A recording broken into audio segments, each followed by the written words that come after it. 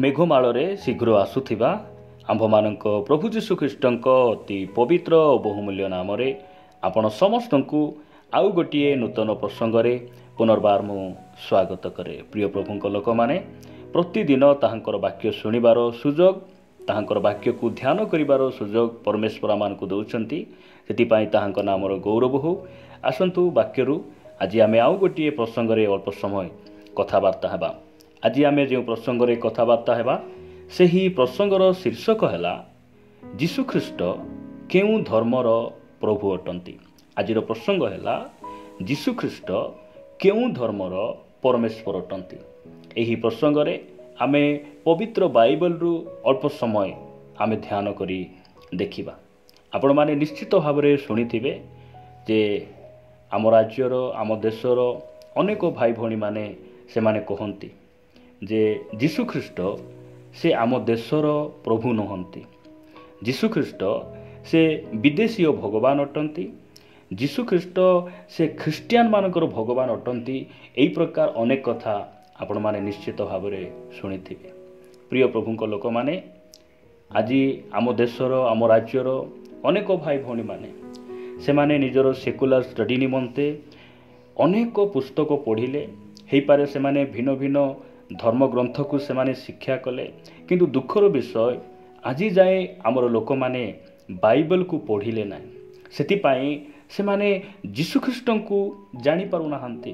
Bible बिना अपना परमेश्वर को जानिबा असंभव अटे। सेतिपाई आमे अपना परमेश्वर को जानिबा को हेले निजर सृष्टिकर्ता को जानिबा को हेले बाइबल पढ़िबा आवश्यक रही। से माने बाइबल पढ़ी नाहंती। से मानकर मनर चिंता निजर बुद्धि निजर इच्छा रे से माने जहा मध्य से माने कहि दियंती जीशु ख्रीष्ट केउ धर्मर अटंती। यही कथा बाइबल आंभ मान को कौन कहे मु आपण मान को कहिबा पई चाहे। जो माने मते सुनुचंती आपण हेई पारे ख्रिस्टियन हेई पारंती, अणख्रिस्टियन भाई भौणी आपण हेई पारंती। बाइबल आम को कहे जे प्रभु जीशु ख्रीष्ट से कौन सी धर्मर नुहंती। यह आम प्रथम जानिबा आवश्यक रही जे जीशु ख्रीष्ट से कौन सी धर्मर नुहंती। जीशु ख्रीष्ट से समग्र मानव जातिर प्रभु अटंती। यहीटा को आम जानिबा आवश्यक रही। जीशु ख्रीष्ट कौन सी देशरू आसी नथिले, अमेरिका किंबा इस्राएल देश कौन सी गाँव रु से माटी भितर कौन सी स्थान से आसी नथिले। बाइबल आम को कहे जे प्रभु जीशु ख्रीष्ट स्वर्गरु से आसीथिले। आपण मान को वाक्यर गोटे पद पढ़ी मु आग को नेबा पई चाहे। आपण माने मो सहित पढ़िबे गालातीय पुस्तक 4 अध्याय साधु पाउलंक द्वारा लिखित गालातीय मंडली निकट को पत्र 4 अध्याय तार 4 और 5 पद रे लिखा जाए, किंतु काल संपूर्ण हुवंते ईश्वर आपणा निकटरू निज पुत्रं को प्रेरण कले। से स्त्रीजात होई व्यवस्थाधीन हेले जेपरि से मूल्य देई व्यवस्थाधीन लोकमानंकु मुक्त करंती, पुणी आम्भे माने पुत्रतर अधिकार प्राप्त हेउ। प्रभुଙ୍କ नामर गौरव हो।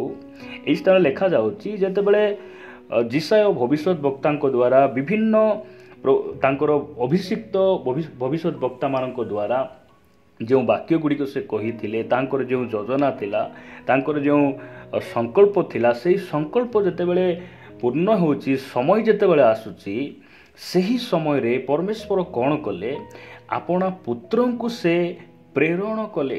काल संपूर्ण हुवंते उपयुक्त समय रे निर्धारित एक समय रे आपना पुत्र अर्थात प्रभु जीशु ख्रीष्ट को से प्रेरण कले। कोठिरु प्रेरण कले? आपना निकटरू प्रेरण कले, अर्थात स्वर्गरु एही धरा पृष्ठ को से पठाइले। से कौन हेले? स्त्री जात होई व्यवस्थाधीन हेले जेपरि से व्यवस्थाधीन रे थिबा लोक मान को कौन करंती से मुक्त करंती।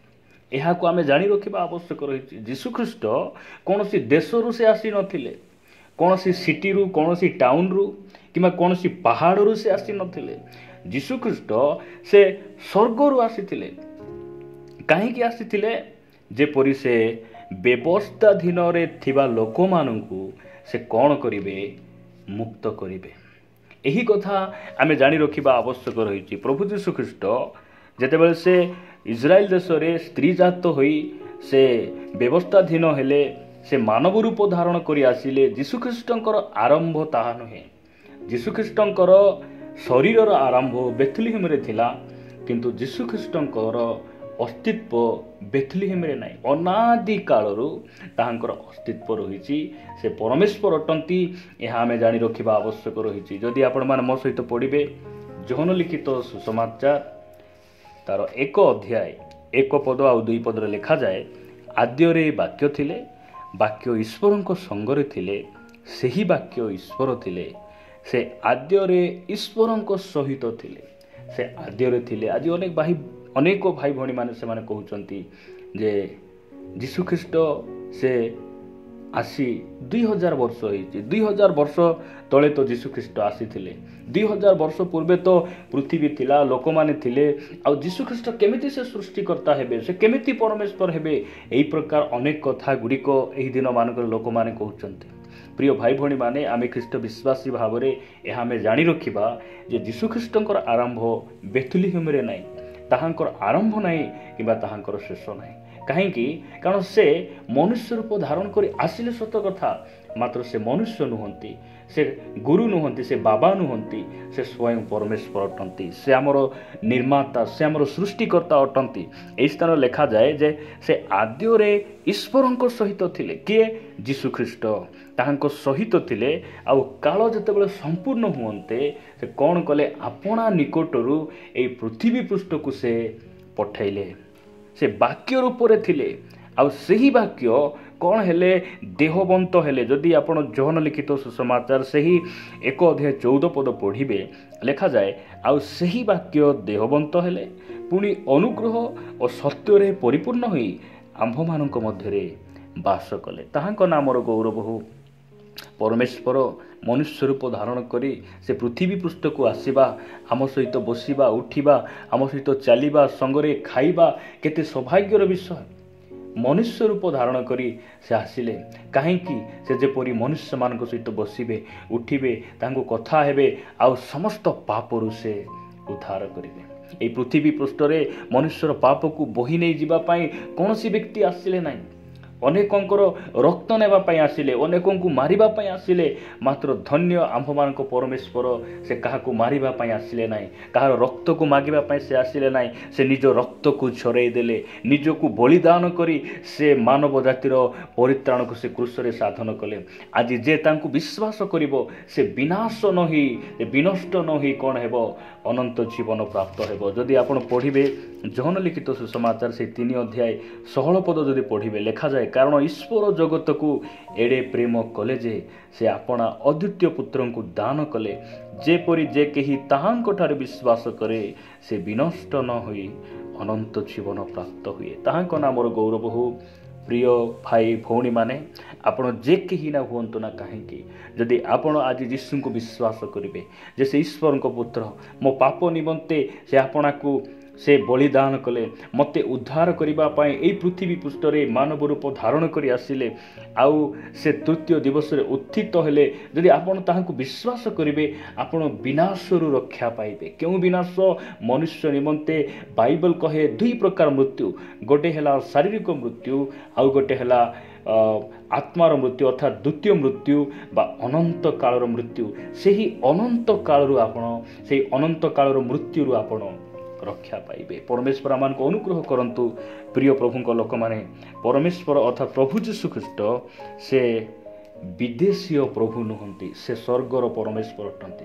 प्रभु यीशु ख्रीष्ट कौन सी धर्मर नुहंती से समस्त मानव जातिर परमेश्वर अटंती। जदि आपण पढ़िबे प्रेरित पुस्तक 10 अध्याय 36 पद लिखा जाए से तो यीशु ख्रीष्टଙ୍କ द्वारा शांतिर सुसमाचार प्रचार कराई इस्राएल संतान मानक निकटरे एही वाक्य प्रेरण कले सेही यीशु ख्रीष्ट समस्तंकर प्रभु। यीशु ख्रीष्ट ଖ୍ରୀଷ୍ଟିଆନ ମାନଙ୍କର ପ୍ରଭୁ ନୁହନ୍ତି। ଯୀଶୁଖ୍ରୀଷ୍ଟ ଏମିତି ଏକ ସ୍ୱତନ୍ତ୍ର ଗୋଟେ ଗୋଷ୍ଠୀର ପ୍ରଭୁ ନୁହନ୍ତି। ସେ ଜିହୁଦୀମାନଙ୍କ ପ୍ରଭୁ ନୁହନ୍ତି, ସେ ଇସ୍ରାଏଲର ପ୍ରଭୁ ନୁହନ୍ତି, ସେ ସମସ୍ତଙ୍କର ପ୍ରଭୁ ଅଟନ୍ତି। ସେ ସମସ୍ତଙ୍କର ପ୍ରଭୁ ଅଟନ୍ତି। ଏହି କଥା ଆମେ ବିଶ୍ୱାସ କରିବା ଆବଶ୍ୟକ ରହିଛି ଯେ ବାଇବେଲ ଆମ୍ଭମାନଙ୍କୁ ଏସବୁ କଥା କୁହେ। ପ୍ରିୟ ପ୍ରଭୁଙ୍କ ଲୋକମାନେ, ଯୀଶୁଖ୍ରୀଷ୍ଟ କୌଣସି ଧର୍ମର ନୁହନ୍ତି, ସେ ଆମର ପରମେଶ୍ୱର ଅଟନ୍ତି, ଆମର ସୃଷ୍ଟିକର୍ତ୍ତା ଅଟନ୍ତି। ଏହା ଆମେ ତାଙ୍କଠାରେ ବିଶ୍ୱାସ କରିବା ଆବଶ୍ୟକ ରହିଛି। ପ୍ରଭୁ ଏହି ବାକ୍ୟ ଦେଇ ଆମ ସମସ୍ତଙ୍କୁ ଆଶୀର୍ବାଦ କରନ୍ତୁ।